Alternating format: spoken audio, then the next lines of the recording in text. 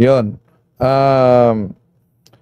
Nilusob na ng joint operation ng PNP, CIDG, PNP SAF ang lungga ni Dato Adlaw at hinuli pati na ang misis niyang si Esther at si Bae Lourdes.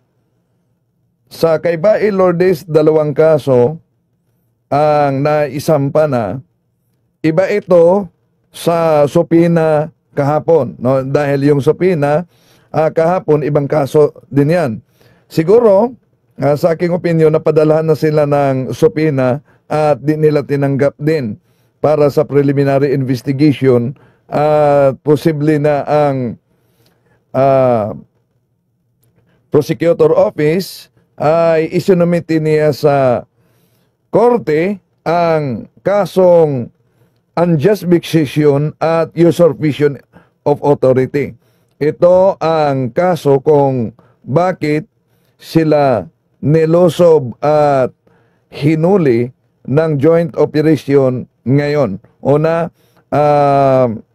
doon ko nalaman sa isa sa mga nakabanteng pulis, dahil nanood din ako sa kanyang mga video, si Boy Gunner ng Mindanao. Etong mga videong ilabas ko, hindi ito galing sa akin, iniram ko ona sa Do Suerte video at sa video din ng RPN Surigao at FM Station Surigao, no? Kung saan nahuli talaga ang grupo at may mga nakonpiska sa kanila. Tatalakayin natin ito. Okay, kung sila si Dato Adlaw, Bae Lourdes ay nagsagawa lang ng pagtitipon at pagsamba, di mangyari itong paghuli sa kanila. Lalo na kung di nangyari yung mga pagbabanta na ginawa nila sa social media at yung pagpadlak nila sa ilang establishmento. So di mangyari talaga ito.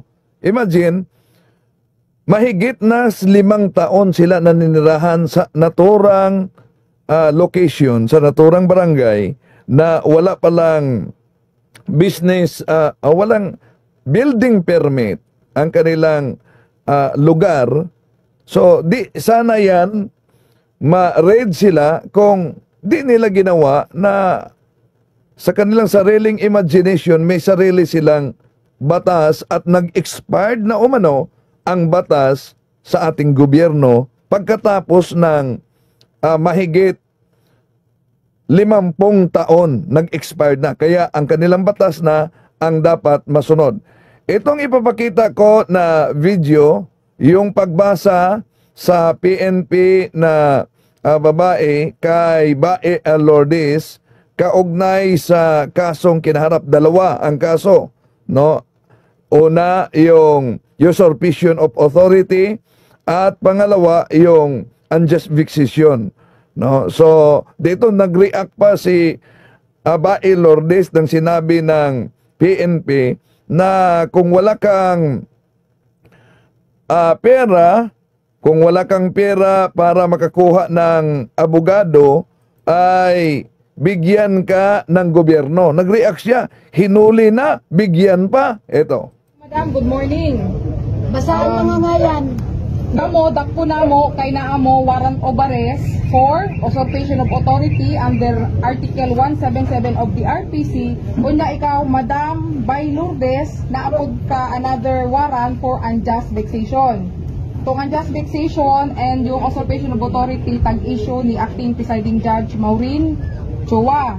So, aduna mo, makahibalo nga aduna kay katungod sa pagpakahilom, ang imong pamahayag mahimong gamiton pabor o bato kanimo sa bisan diin nga hukuman. Ikaw adunay katungod sa pagpili sa usa ka kasaligan o independenteng abogado ug kundi ka makasarang sa pagbayad, ang ganamhanan mo hatag ni ini nga libre para motabang kanimo.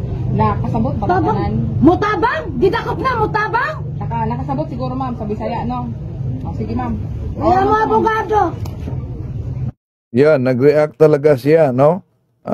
Dahil sabi niya, hinuli na pagkatapos tulungan. Oh, hinuli na pagkatapos tulungan. Sandali para sa mga di makaunawa ng Cebuano. Oh, hinuli na. Ma'am, good morning. Basahin mo nga yan. So, sabi niya, basahin mo na nga yan. Oh. Sabi ng PNP, basahin mo na nga yan. Isasali natin ng Tagalog para sa di makaunawa. No? Ito, binasa ng PNP. Namo, dakpo namo, kay naamo warrant of arrest Huhulihin ko namin kayo dahil meron kayong warrant of arrest. for usurpation of authority under Usurpation of authority. Article 177 of the RPC. Yan talaga. Ang problema kasi meron silang sariling interpretasyon at sariling imagination. Itong katabi ni Bae Lourdes, ito ang asawa ni Dato si Esther, no? Santilas ang asawa. May mga maliliit pa silang mga anak. Kawawa itong mga maliliit nilang mga anak. Turn over daw sa DSWD. Una ikaw, Madam Bay Lourdes, Si Bay Lourdes, itong matapang na ito pag mag-live na binigyan lang ng 72 oras daw. Ito, tapos na ang kanilang 72 oras. ka another warrant for unjust vexation. So 2 warrant ang sa kanya, unjust vexation at ang usurpation of authority. Itong unjust vexation and yung usurpation of authority, tag-issue ni Acting Presiding Judge Maureen Chua. So, aduna mo, makahibalo nga aduna kay katungod sa pagpakahilom, ang imong pamahayag mahimong gamiton pabor o bato kanimo sa bisan diin nga hukuman. Ikaw adunay katungod sa pagpili sa usa ka kasaligan o independenteng abogado ug kundi ka makasarang sa pagbayad, ang ganamhanan mo hatag ni ini nga libre para So, yan, nag-react siya na kung wala kang pambayad para sa mga abogado, ang gobyerno ay magbigay sa iyo ng libre tabang kanimo. para tulungan ka. Kasabot ba tanan? So tinanong siya ng PNP, naunawaan mo ba ito? Nag-react siya, mutulong? Tulungan? Mutabang? Didakop na, mutabang? So nag-react talaga siya. Tulungan? Hinuli na. Pagkatapos tulungan? Nakasabot siguro ma'am sabi. Ayan. Tinanong siya, naunawaan mo ba yan?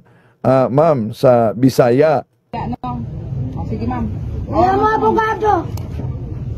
So, ano kaya ang mangyari dito? Sandali, adjust muna natin ang video. Ano kaya ang mangyari dito? Baka di talaga sila kukuha ng abogado o di mapadlak sila